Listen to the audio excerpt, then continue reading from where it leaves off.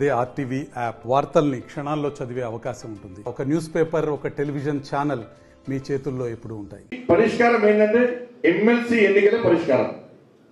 ఇవాళ మేము మాట్లాడితే మేము మద్దతువాళ్ళం.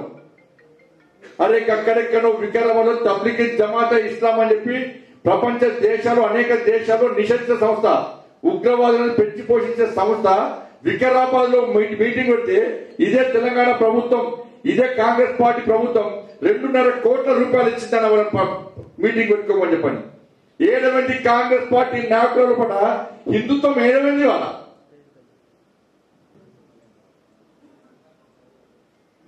బీసీ హిందువులలో తుర్కోవడం కలుపుతా తీసుకొచ్చి మీ అయ్య జాగిరా మీ తాత జాగిరా ఎవరు గుర్తేడు ఎట్లా కలుపుతారు మీరు బీసీలలో హిందువులను ముస్లిం తీసుకొచ్చి ఎత్తిచ్చిన 42% రిజర్వేషన్ ఇస్తున్నారు బీసీలకు. 42% ఎలక్షన్ ముందు రిజర్వేషన్ ఇస్తున్నారు.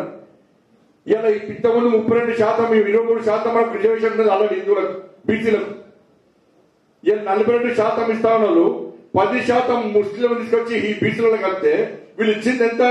32% మాత్రమే బీసీలకు రిజర్వేషన్ ఇస్తూ 42% ఇవ్వడానికి కేంద్రానికి నివేదికలు పంపుతారట. నేను బరాబర్ చెప్పినా, మీరు ముస్లింలను కలిపి బిల్లు ఢిల్లీకి పంపితే అది లామినేషన్ చేసి మీకు అంతా పిల్లలు పెట్టుకోరు ఫైల్. మేము ఇచ్చే పర్సెంట్ లేదు.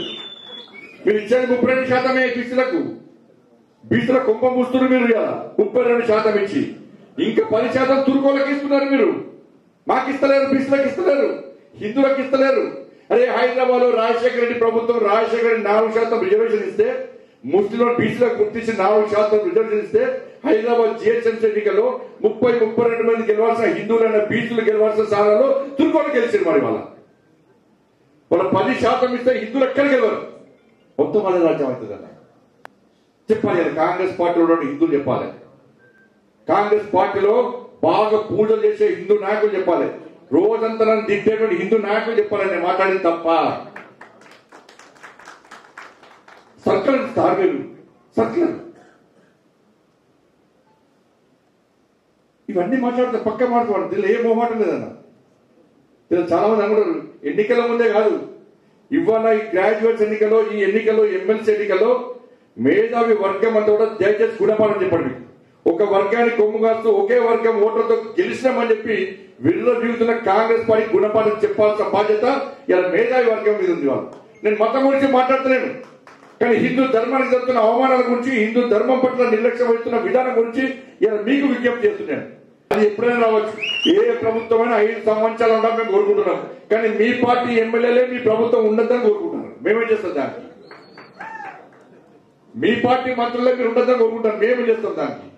కానీ ఎప్పుడైనా వచ్చేది ఎవరిది? భారతీయ జనతా పార్టీ ప్రభుత్వం పక్కా వస్తుంది.